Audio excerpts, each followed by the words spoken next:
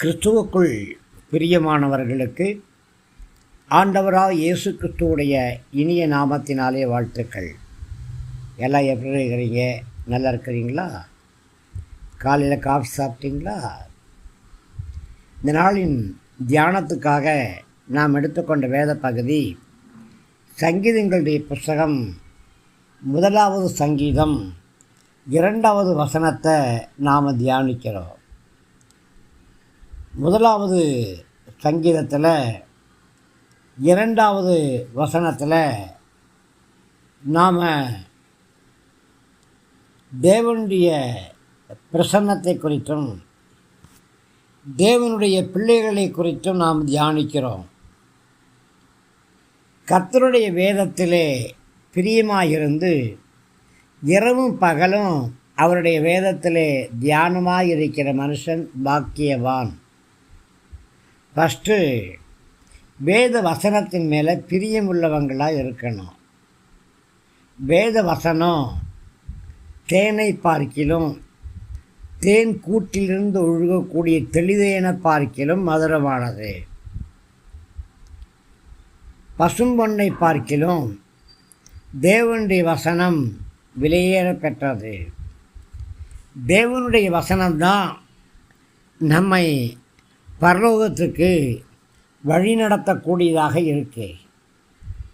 வசனமாகிய வெளிச்சத்தில் நாம் வாழும் பொழுது நித்திய ராஜ்யத்துக்கு சுதந்திரமாக நாம் கடந்து போக ஆரம்பிக்கிறோம்.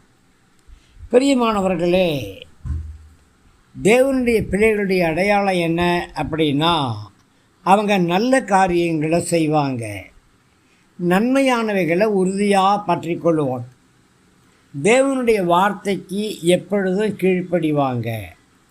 நான் சொல்லக்கூடிய சொல், நான் செய்யக்கூடிய இந்த செயல் தேவனுக்கு பிரியமாக இருக்குமா அப்படின்னு யோசிப்பாங்க.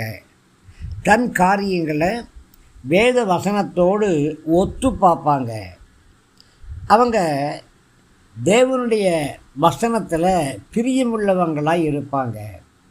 இரவும் பகலும் கர்த்தருடைய வசனத்தின் மேலே வாஞ்சை உள்ளவங்களா, தாகம் உள்ளவங்களா, தியானிக்கிறவங்களா காணப்படுவாங்க. பிரியமானவர்களே, தேவனுடைய ஆலோசனையின்படியாகவே வாழும்படியாக விரும்புவாங்க. தேவன் ஒருவர் இருக்கிறார் அப்படிங்கிறது மாத்திரமல்ல, அவர் என்னுடைய சொந்த தேவனாக இருக்கிறார்.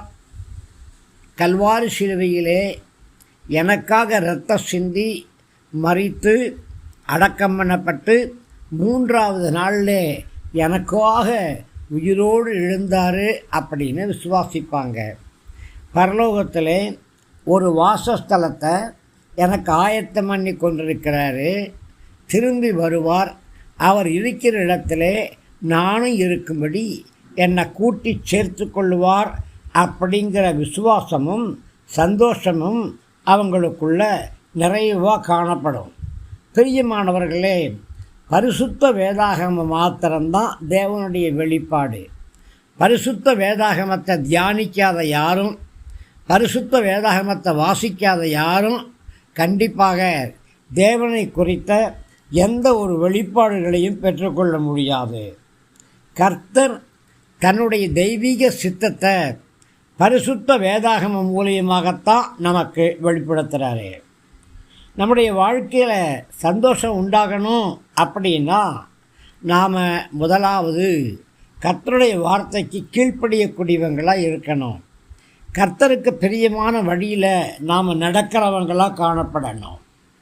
ராத்திரி பகல் கர்த்தருடைய பிள்ளைகளுக்கு கர்த்தருடைய வேதம்தான் உணவாக இருக்கும், ஜீவ தண்ணீராக இருக்கும், திராட்சை ரசமாக இருக்கும், ஜீவ அப்பமாக இருக்கும்.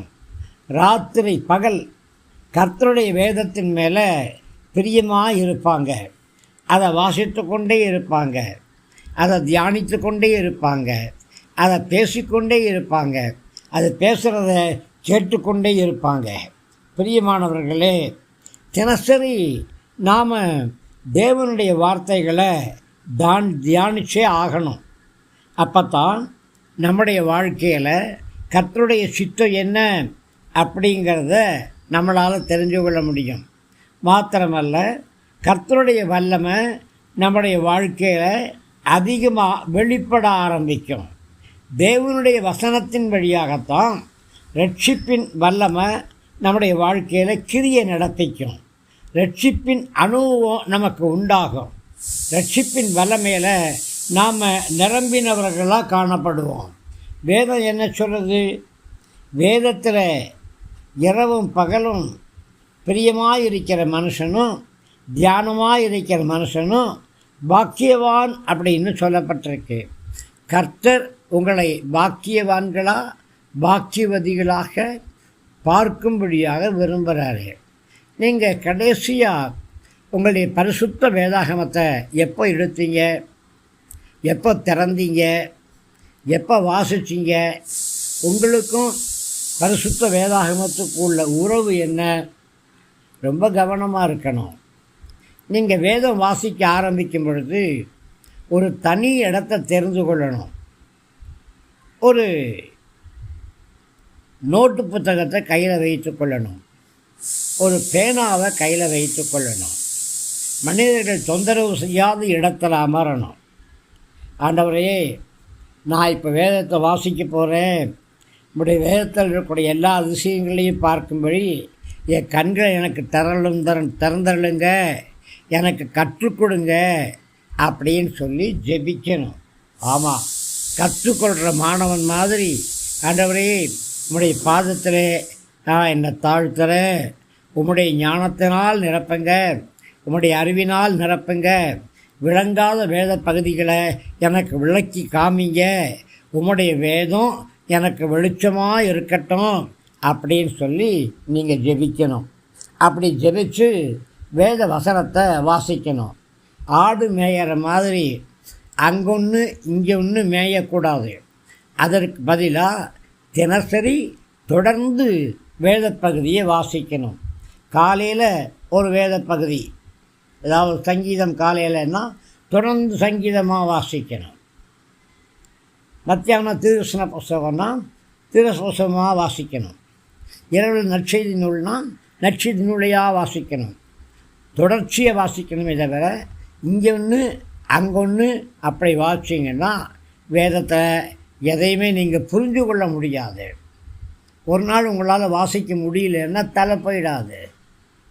ஆண்டவர்கிட்ட மன்னிப்பு கேட்டு, ஆண்டவரே நேற்று தவிர்க்க முடியாத வேலை இருந்தபடியினால என்னால் வேதம் வாசிக்க முடியல, ஆண்டவரை தொடர்ந்து நான் வாசிக்க எனக்கு உதவி செய்யுங்க அப்படின்னு நீங்கள் ஜெபித்து வாசிக்கணும். அப்படி வாசிக்கும் பொழுது உங்களுக்கு புதிய வெளிப்பாடுகள் ஏதாவது கிடைக்குமானா நீங்கள் வச்சுருக்கிற நோட்டில் அதை எழுதணும். அந்த தேதியை போட்டு அந்த நேரத்தை போட்டு என்ன புஸ்தகம், எந்த அதிகாரம், எந்த வசனம் அப்படின்னு நோட் பண்ணி அதை எழுதி கொள்ளணும். ஆரம்ப காலகட்டங்களில் ஒன்றுமே விளங்காத மாதிரி இருக்கும். ஆனால் பரிசுத்த ஆவியானவர் எல்லா விதமான ஞானத்தினால் உங்களை நிரப்பி அறியாத ரகசியங்கள், புரியாத விளக்கங்களை உங்களுக்கு விளக்கி காண்பிப்பார், உங்களுக்கு புரிய வைப்பார். நீங்கள் செய்ய வேண்டியதெல்லாம் கர்த்தருடைய வேதத்தின் மேலே பிரியமாக இருக்கணும். ராத்திரியும் பகலும் அவருடைய வேதத்தில் தியானமாக இருக்கணும். நீங்கள் கர்த்தரால் ஆசீர்வதிக்கப்பட்டவர்கள். ஆமேன்.